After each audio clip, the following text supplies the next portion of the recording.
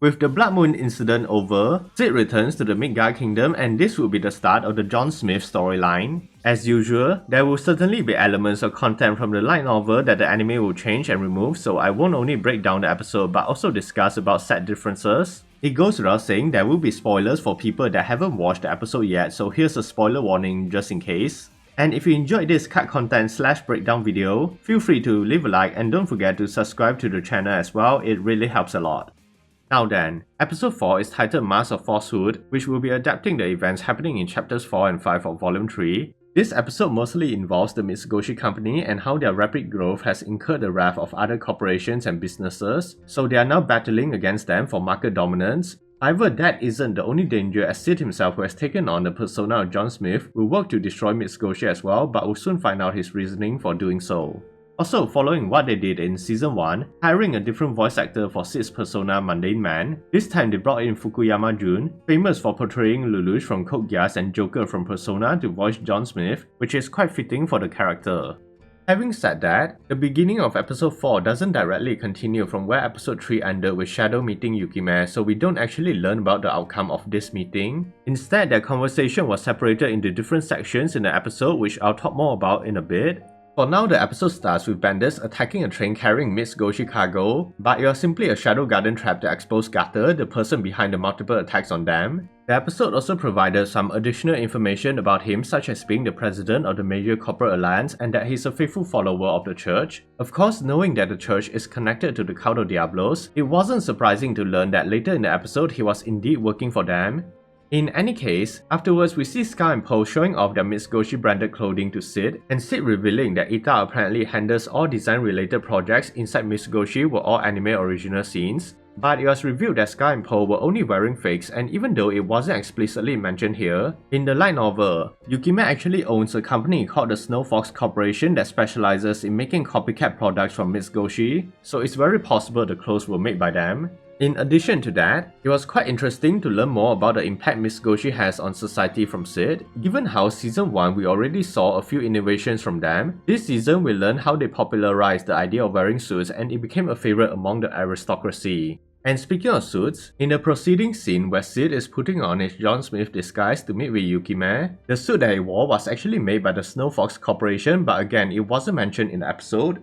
Now regarding his meeting with Yukime, part of their conversation about Mitsugoshi's rapid expansion and how it has caused many companies to join forces with the major corporate alliance to fight them was supposed to have taken place much earlier. Actually, it should have been what they talked about in their initial meeting back in episode 3. However, they just decided to move it forward for some reason, and they even included another discussion that should have taken place in the second meeting here as well. The content of that was basically about their plans to wait for Mitsugoshi and the MCA to destroy each other so that they can just come in to take everything. Now, I personally don't really understand the choice to combine the conversations other than to save time, but it did somewhat affect the story sequence of the light novel, and some minor details were removed as well. For example, in their first meeting, Yukime had offered her attendants Kana and Natsu to Shadow as gratitude for saving her girls during the ghoul attack, but he's a Sigma male so he ignored her offer, and I think this would have been quite an interesting scene if they had adapted it.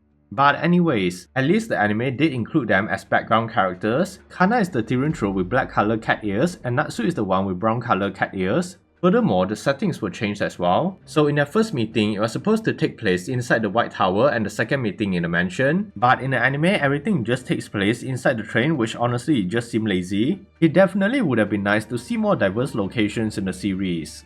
But I digress. Another aspect that was taken out from the meeting was how Yukime behaved around John Smith. In the light novel, she was more flirtatious and casual towards him, but they made her more restrained in the anime. They should have kept the light novel version of her because she is technically based on a kitsune, and they are known to bewitch people with their charms, so it would have been more fitting to a character. As for the last aspect they removed, it was her revealing to John the scars that Getan inflicted on her and her connections to him. Instead, in the episode, she only hinted about her relationship with Getan, but at least we were still given a glimpse of her wound. Moving on, Sid will go shopping with Scar and Poe because there was a sale throughout the shopping district, and Sid explained that this was the result of businesses trying to compete with Mitsugoshi. This further reinforces the point that Alpha and the girls went too far with Mitsugoshi, at least according to Sid, and it was the reason why he wanted to destroy not just Mitsugoshi, but the entire financial market as well, so that he can rebuild everything and start a new company with them. Also the part where he starts comparing the different paper currency from Mitsugoshi and MCA while internalizing how the girl scammed him again was hilarious. The episode even included an original scene to explain how he came up with the idea of using counterfeit money because apparently in his previous life, he always thought he could become rich with this method but obviously it was illegal, so now he saw the opportunity to realize this dream in another world. That's why he will bring this idea to Yukime, and watching him run away while having both Scar and Pearl being part of the gag was a nice touch.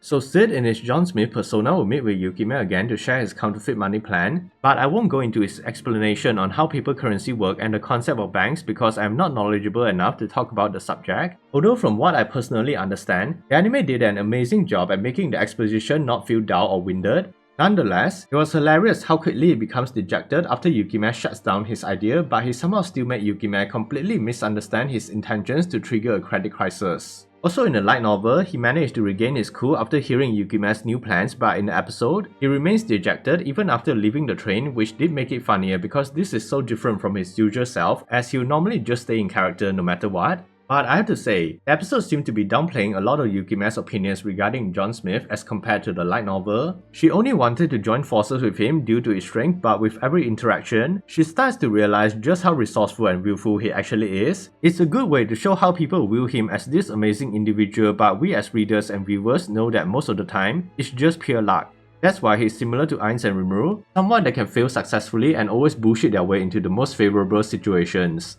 With that said, the sequence where Sid was internalizing his thoughts about being the super elite agent John Smith, who will betray his organization in order to save it, was quite similar to what was mentioned in the light novel. Then the following sequence was probably my personal favorite and highlight of the episode, Delta reuniting with Sid again. However, the episode did take liberties in adapting how they meet because in the light novel, Delta simply runs up to him, but here, he was eating when she suddenly appears, demanding food, and it was really cute seeing Sid feed her.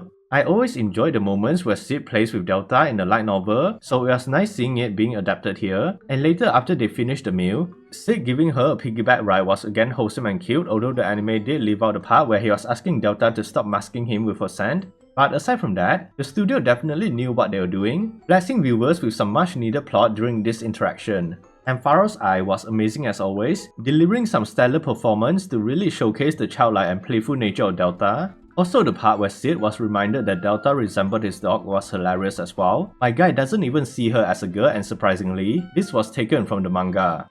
In any case, Delta wanting to hunt with her master was adorable as well, and although it wasn't shown in the anime, Sid did agree to hunt with her, which made her quite happy. Unfortunately, the lead up to their hunt was removed from the episode, including some interesting facts about Delta and the Tyrian troops as well. Basically, when Shadow and Delta went hunting, he went over some of her strengths like being a master at hunting and concealment, as well as how her senses, especially smell and hearing, were even better than his own, and that her only issues were her lack of intelligence and how she tends to lose control, often making hunts into one-sided massacres. This was what happened in the anime as well. Delta easily found their targets, but before Shadow even had a chance to fight, Delta murdered them all. That's why Shadow seemed bored in the episode. Regardless, the following reunion between Delta and the brother Zebra was more abrupt in the episode. Before he could even talk about Getan, he was killed by her. And this is the first time we learn something prominent about the past for one of the 7 shadows with the reveal that Delta's previous name was Sarah, and she was hunted by her own father because of her demon possession. Also, it was disturbing but hilarious that Shadow can behave so coldly about Delta killing her brother after finding out that she has over 1,000 siblings.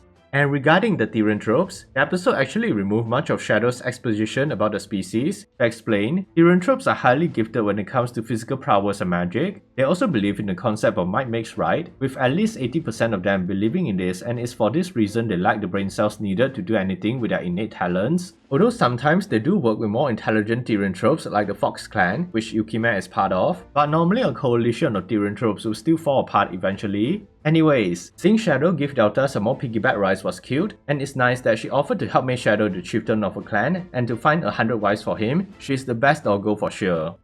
So with that, the meeting between Gata and Getan in the episode was mostly about the financial strain of the MCA's battle with Mitsugoshi and how they are running low on personnel after most of them have been killed. However, the light novel actually goes into more details about the MCA's efforts in trying to crush Mitsugoshi. To give an example, they were able to make their paper currency more popular than Mitsugoshi because many traveling merchants were threatened to stay away from Mitsugoshi products, but it doesn't seem to have affected their business. Furthermore, according to Getan, Mitsugoshi's sudden growth was because the MCA initially looked down on them, but when they realized how strong they had become, it was already too late to stop their dominance. That's why the cult has decided they needed to be eliminated, and they still don't know Mitsugoshi is connected to Shadow Garden. That said, the episode was decent, but there were some aspects from the light novel that they definitely should have kept or adapted differently. But with Getan and the MCA planning on making a greater move against Mitsugoshi, I can feel the next episode will be sushing amazing. Also, this is a personal opinion, but Getan's design looks quite terrible in the episode, and I think the manga version looks much better. But what about you? What are your thoughts on Getan's design? Let me know in the comments down below. 何やってんだこいつ。ボス、おかわり。